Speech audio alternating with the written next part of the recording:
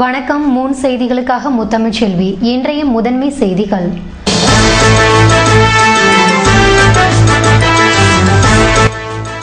திருவாண்டார்கோவில் தனியார் நிறுவனத்தில் 51 லட்சம் மோசடி செய்த வழக்கில் 4 பேர் கைது.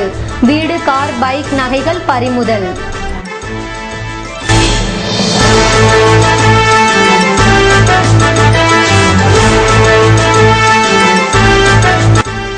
அரபிக்கடலில் உருவாகியுள்ள குறைந்த காற்றழுத்தம் காரணமாக 2 தினங்களுக்கு மழை நீடிக்கும்.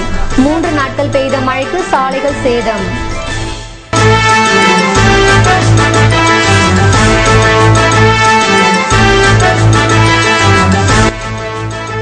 புதுவை சுதந்திர பொன்விழா ஏற்பாடுகள் தீவிரம். சட்டசபையில் அனைத்து முதல்வர் படங்களை வைக்க பிரெஞ்சு இந்திய இயக்கம் வலியுறுத்தல்.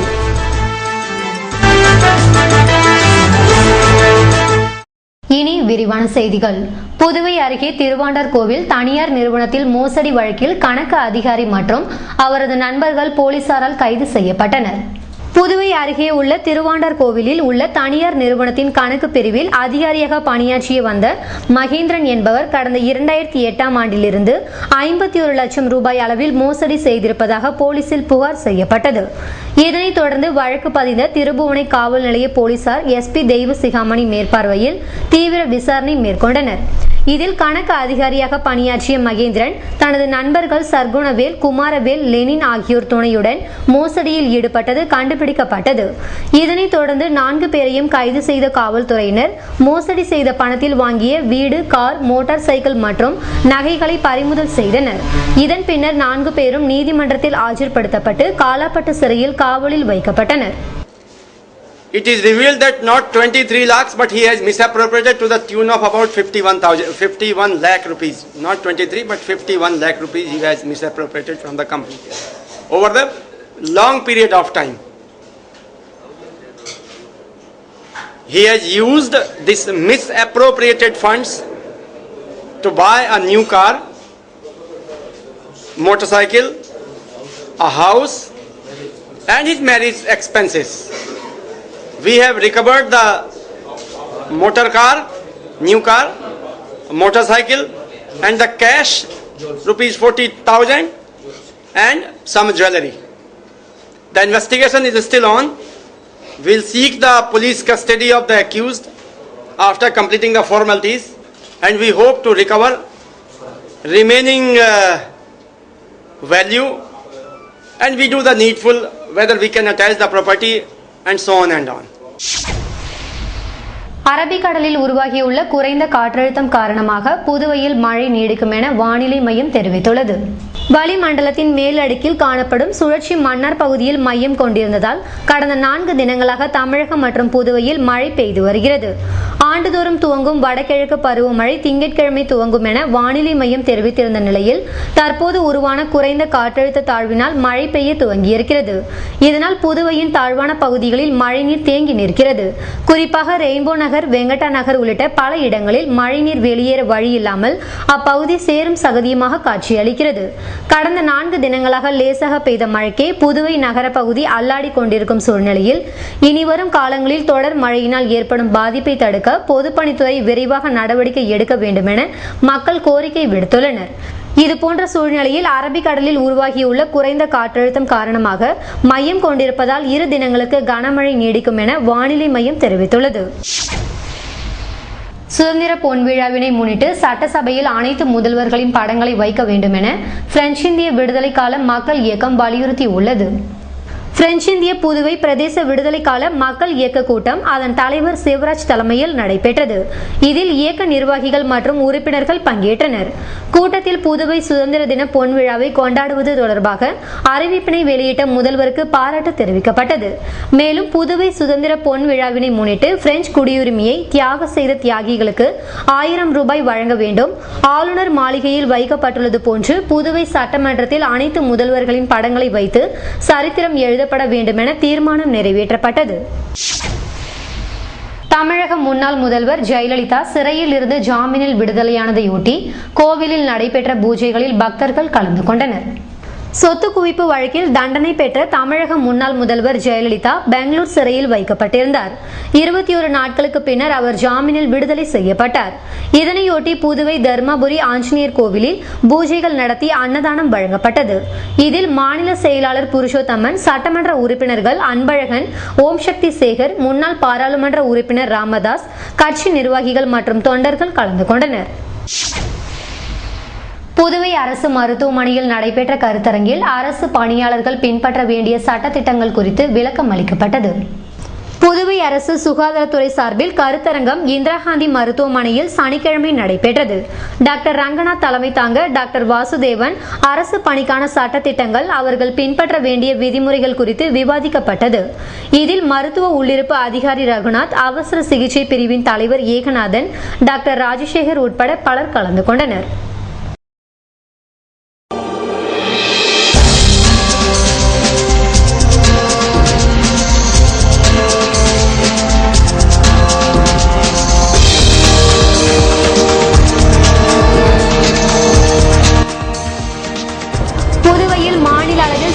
போட்டி அரசு மற்றும் தனியார் பள்ளிகளைச் சேர்ந்த மாணவ மாணவிகள் பங்கேற்று அசத்தல்.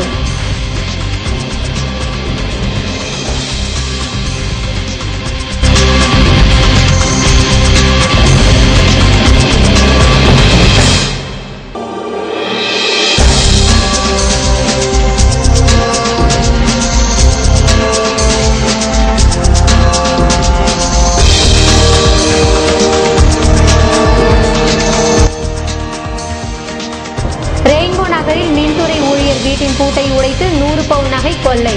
தனிப்படையினர் தீவிர தேடுதல் வேட்டை. விபரம் விளம்பர இடைவெளிக்கு பிறகு.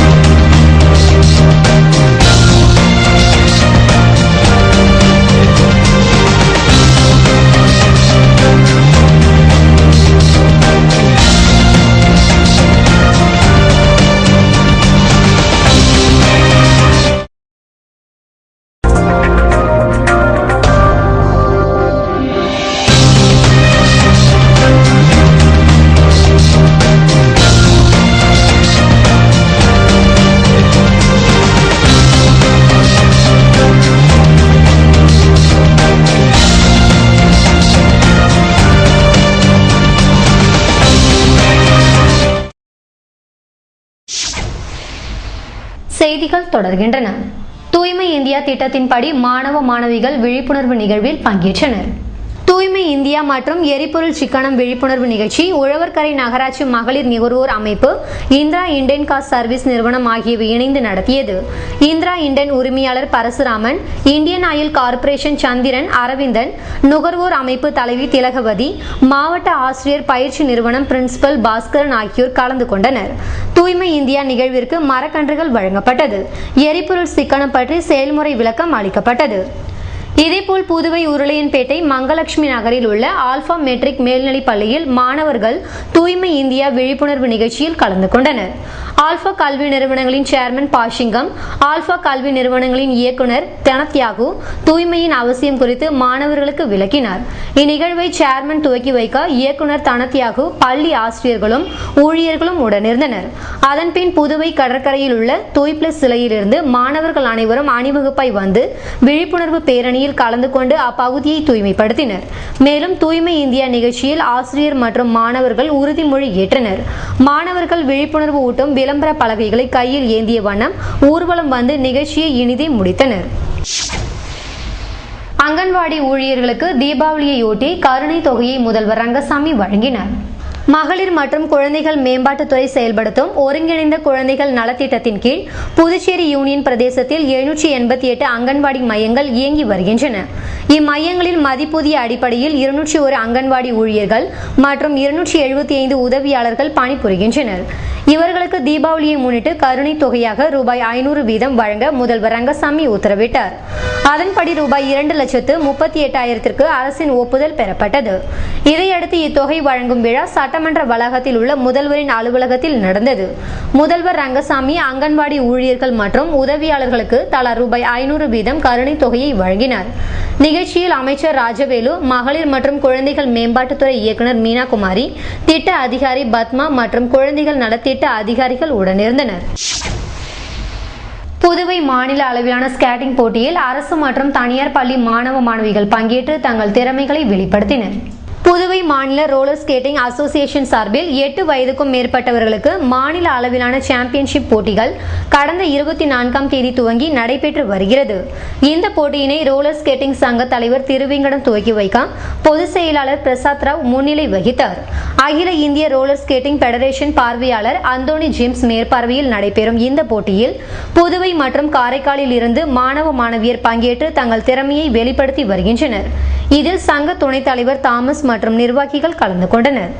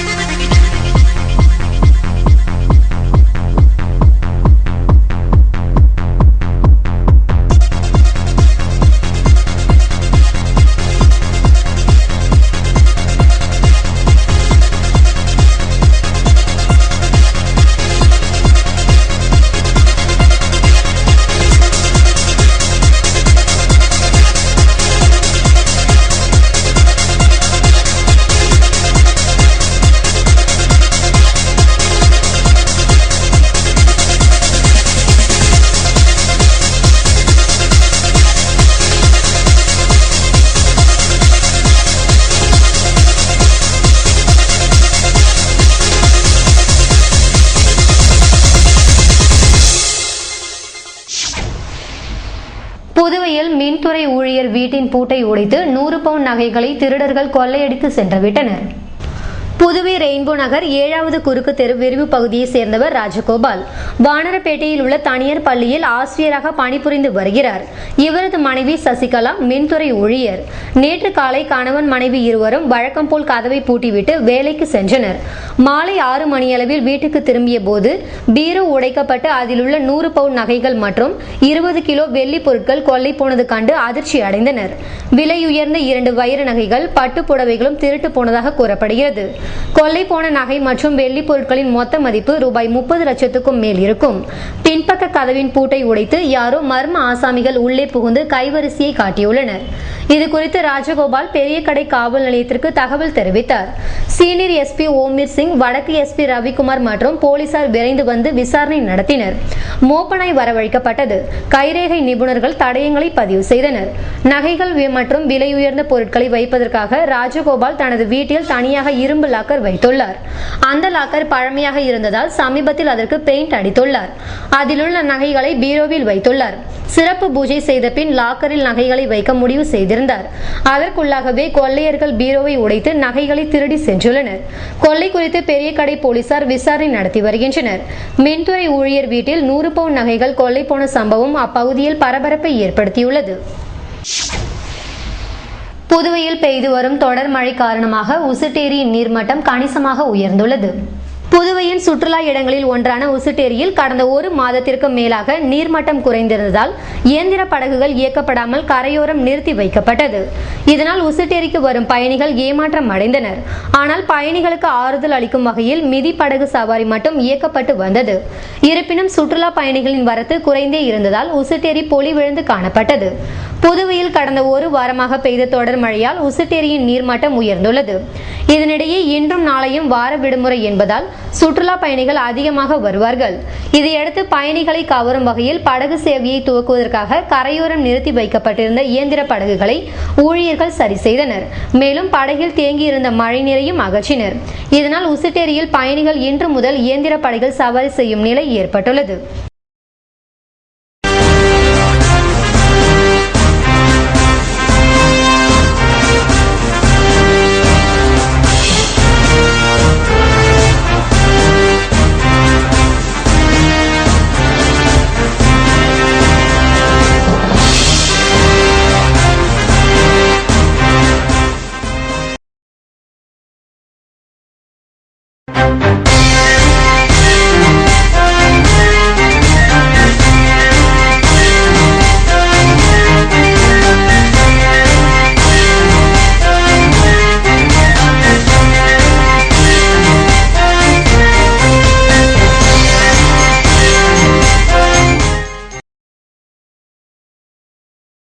இன்றைய தங்கம் வெள்ளி விலை விபரம் வழங்குவோர் ஏவிஆர் ஸ்வர்ண மஹாலின் நவீன மங்கையின் நவநாகரிக நகைகள்.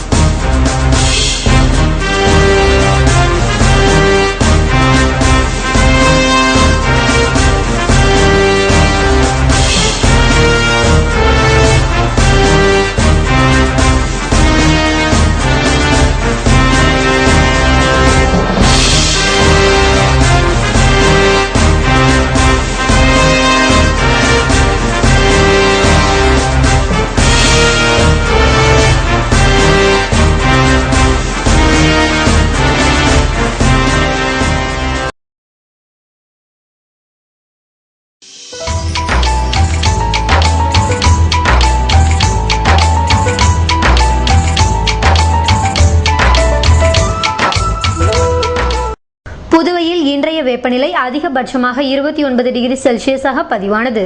நாளைய வானிலை 30 டிகிரி செல்சியஸாக காணப்படுவதுடன் மழை பெய்யும் என வானிலை மையம் தெரிவித்துள்ளது. புதுவை கடற்கரையில் இருந்து சுமார் 50 கிலோமீட்டர் தூரம் வரை இன்று 3 அடியாக காணப்பட்ட கடல் அலை உயரம் நாளை 2 அடியாக காணப்படும் என்றும், தென்மேற்கு திசையிலிருந்து 21 கிலோமீட்டர் வேகத்தில் காற்று வீசும் என்று சென்னை வானிலை மையம் தெரிவித்துள்ளது.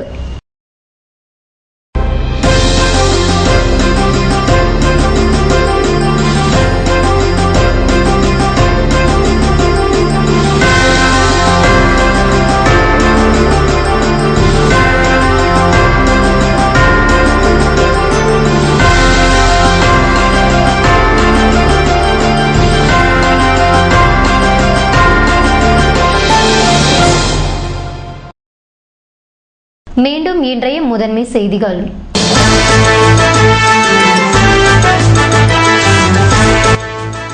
திருவாண்டார்கோவில் தனியார் நிறுவனத்தில் 51 லட்சம் மோசடி செய்த வழக்கில் 4 பேர் கைது. வீடு, கார், பைக், நகைகள் பறிமுதல்.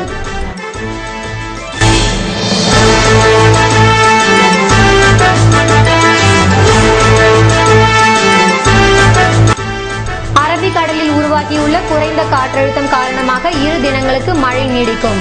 3 நாட்கள் பெய்த மழைக்கு சாலைகள் சேதம்.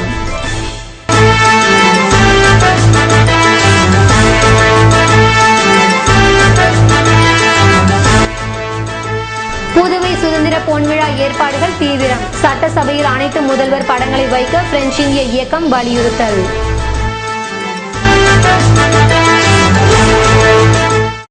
இத்துடன் செய்திகள் நிறைவடைந்தன. வணக்கம்.